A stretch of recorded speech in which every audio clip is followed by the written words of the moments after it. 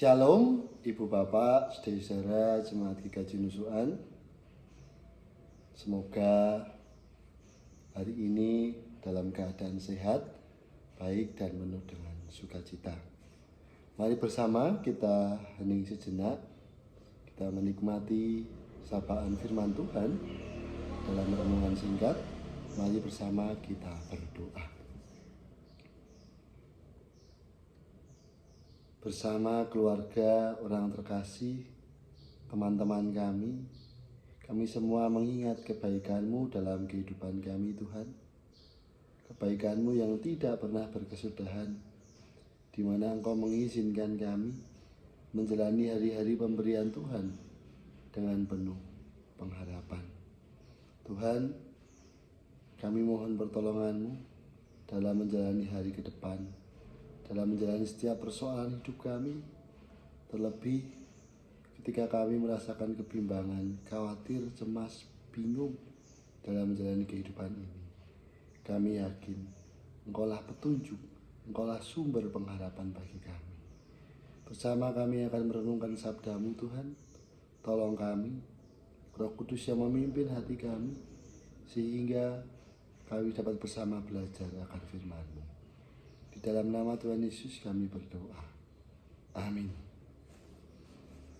Kita akan bersama belajar dari Lukas 19 ayat 45 sampai ayat yang ke-48. Yesus menyucikan bait Allah. Lalu Yesus masuk ke bait Allah dan mulailah ia mengusir semua pedagang di situ. Katanya kepada mereka, "Ada tertulis, rumahku akan menjadi rumah doa. Namun kamu menjadikannya sarang penyamun." Tiap-tiap hari ia mengajar di dalam bait Allah. Imam-imam kepala dan ahli-ahli Taurat serta orang-orang terkemuka dari bangsa itu berusaha untuk membinasakan Dia. Tetapi mereka tidak tahu bagaimana harus melakukannya, sebab seluruh bangsa itu terpikat kepadanya dan ingin mendengarkan Dia. Demikianlah sabda Tuhan. Kita yang berbahagia yang merenungkan sabda Tuhan dan yang melakukannya dalam kehidupan kita sehari-hari dengan penuh pengharapan. Renungan kita berjudul Bijaksana dalam Rumah Tuhan. Ibu Bapak, saudara-saudara yang terkasih di dalam Tuhan, bait Allah bagi orang Yahudi menjadi bagian penting dalam peribadatan. Mereka melaksanakan ibadah di bait Allah.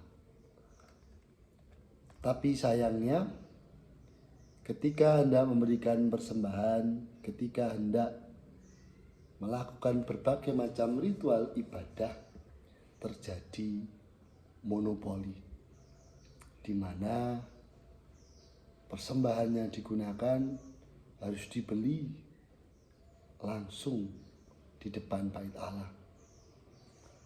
Harus dari sana. Yang dibawa dari tempat asal belum tentu diakui.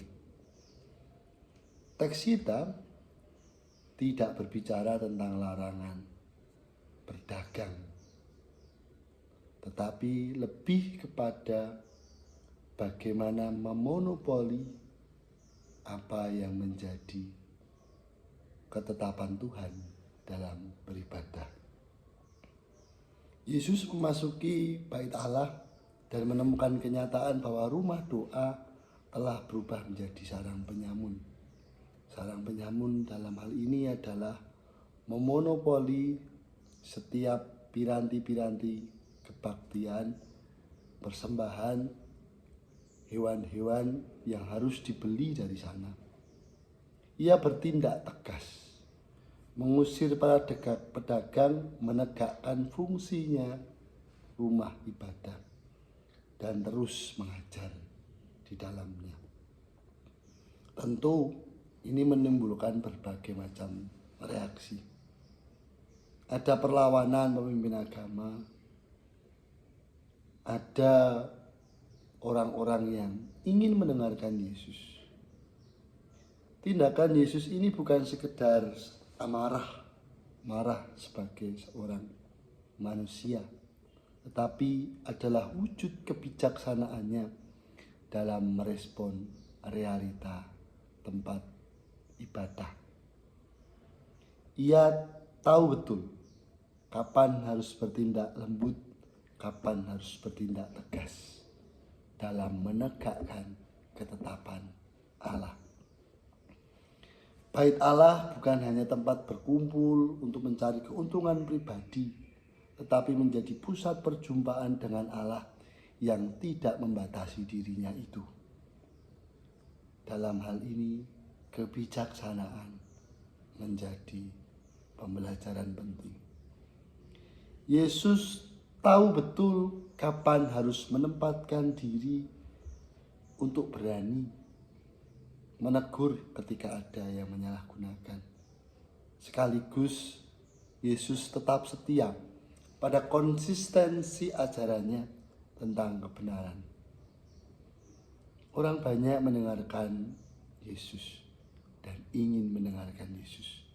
Oleh sebab itu, Yesus sulit sekali dijangkau, dilawan oleh pemimpin agama.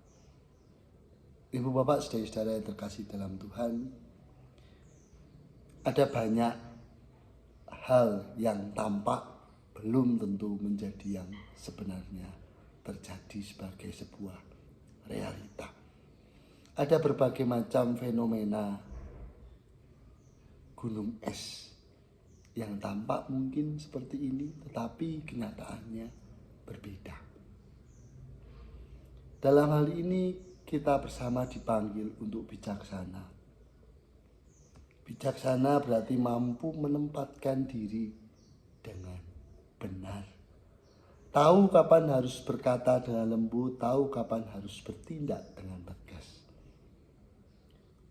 Dalam keseharian kita, situasi-situasi di mana ruang-ruang ibadah ditukar dengan kepentingan pribadi, perlu kita lihat bersama, perlu kita kritisi sebagaimana dikerjakan Yesus. Disinilah kita menjaga hati kita untuk tetap berfokus dalam ibadah kita kepada Tuhan, terutama menghormati sesama kita dengan hidup benar di hadapan Tuhan. Bijaksanaan bukan hanya sekedar dalam artian pengajaran, tetapi juga bertindak kebenaran berdasarkan kasih. Melalui kisah Yesus yang membereskan, merapikan rumah ibadah, kita juga bisa belajar tentang bagaimana pentingnya kita hidup setia menjaga apa yang Tuhan tetapkan dalam kehidupan kita, dengan keberanian meluruskan apa yang salah dan terus belajar akan apa yang menjadi kebenaran firman Tuhan. Itu menjadi perjalanan hidup kita di mana terus dimurnikan dengan berbagai macam persoalan yang kita hadapi.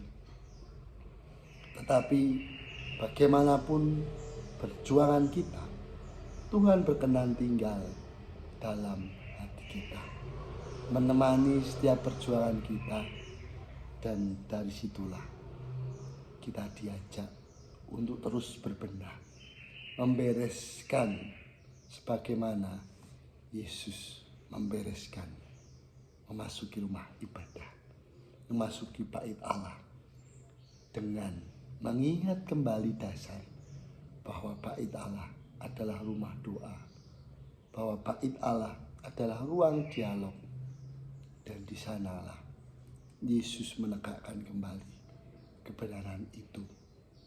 Kita juga dipanggil untuk bersama-sama berjuang sebagaimana Yesus berjuang. Tentu dengan perjuangan untuk bijaksana dalam menempatkan diri di tengah berbagai macam hal yang kita hadapi.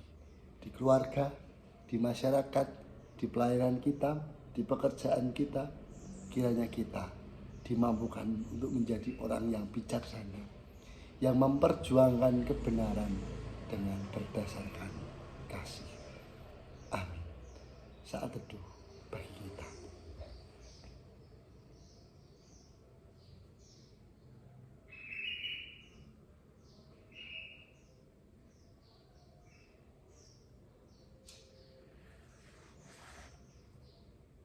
Mari bersama kita berdoa. Kami bersyukur Tuhan atas penyertaan-Mu dalam kehidupan kami, tidak berkesudahan kasih setia-Mu. Kami mohon ampun atas dosa dan kesalahan kami. Kami terbatas Tuhan, tapi kami yakin kasih-Mu tidak terbatas dalam kehidupan kami. Mampukan kami Tuhan untuk mengandalkan Engkau dalam setiap kehidupan kami, terlebih untuk bijaksana, menempatkan diri, memperjuangkan kebenaran dengan berdasarkan kasih. Tuhan, kami berdoa bagi saudara kami yang sedang sakit dalam pergumulan, berkekurangan,